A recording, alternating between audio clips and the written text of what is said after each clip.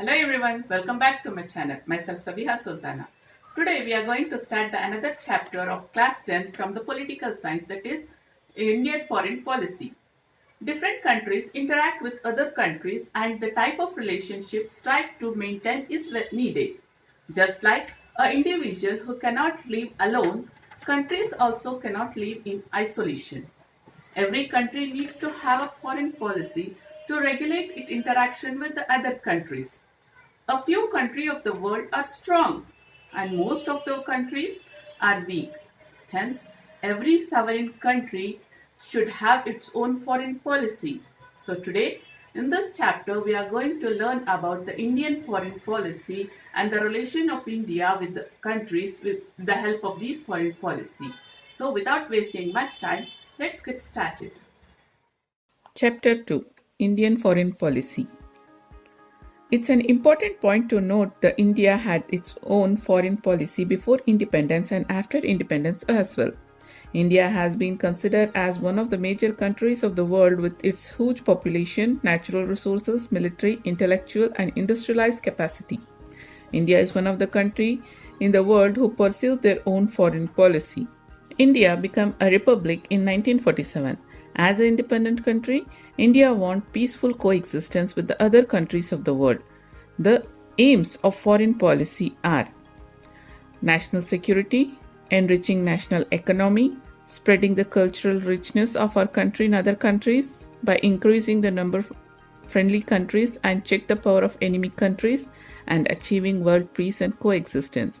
So these are the aims of our foreign policy, that our country wants to achieve a peaceful coexistence with the other countries. In the radio speech of September 7, 1946, Jawaharlal Nehru outlined the foreign policy of India for the first time to the general public. The speech gave an indication of the foreign relationship India is going to foster with countries like America, Russia, and China. Jawaharlal Nehru managed the foreign policy of India as an external affairs minister, apart from being prime minister as well. Many a times, the foreign policy of India is also called as the foreign policy of Nehru. Various international and national issues have influenced the foreign policy of India. Issues like national interest, geographical interest, political situation, economic interest, military issues, public opinion, international situation, and many more issues has influenced and shaped India's foreign policy. Apart from the foreign policy, even we are having some basic aspects of our Indian foreign policy, like Panchashila principles. Though countries have their own social, economical, political, and cultural system, they have always strived to foster healthy relationship with other countries. Based on the similar lines, in 1954, both India and China accepted Panchashila principles to foster their international relationship. The then Prime Minister of India, Jawaharlal Nehru, and the Premier of China, Zhou Enlai, signed this treaty. The following are the 5 principles called the Panchashila principles. Those are respecting each other's sovereignty and regional interest, non-invasion of each other, non-interference in each other's internal issue, mutual cooperation and respect, peaceful coexistence. So these are the 5 principles of Panchashila, which the both countries have accepted. So these are the basic fine building blocks of Indian foreign policy. The next is non-aligned movement. The world was divided into 2 powerful blocks after the Second World War. The democratic countries was under USA and the communist countries were led by USSR. India followed the policy of being non-aligned to either of these blocks.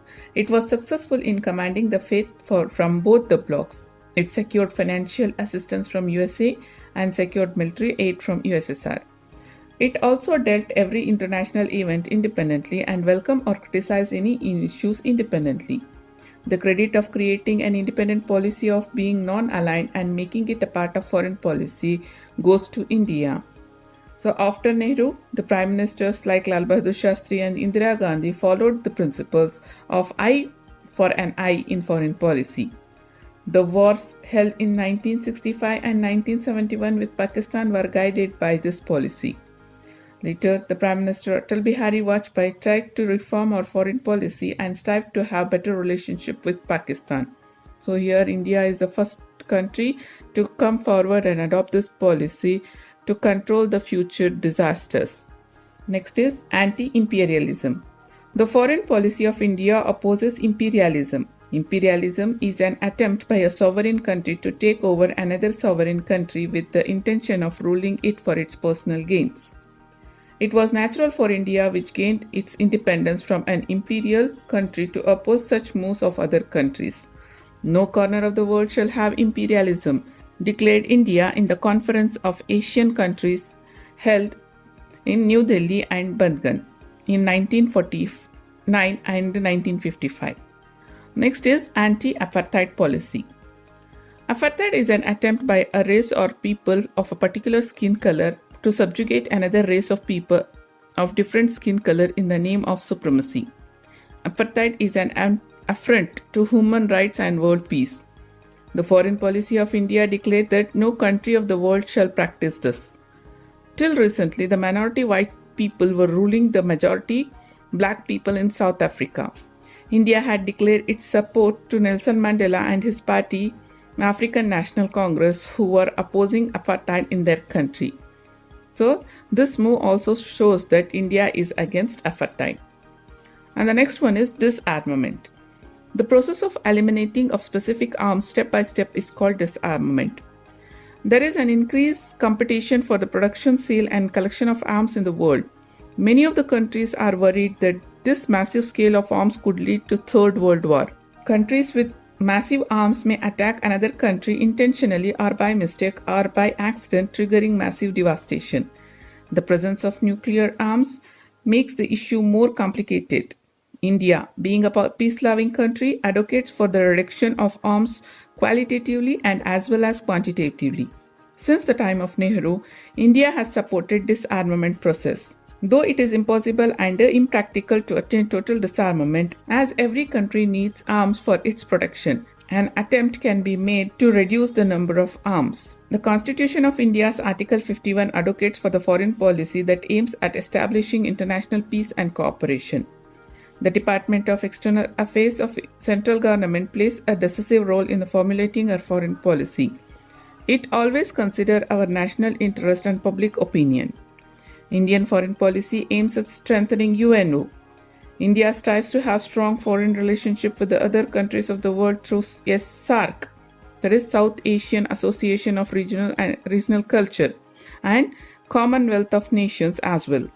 India has been one of the major members of UNO who is joined the hands with the UNO to achieve world peace. So this was all about the Indian foreign policy. To learn more in social science, stay tuned and keep learning. Thanks for watching.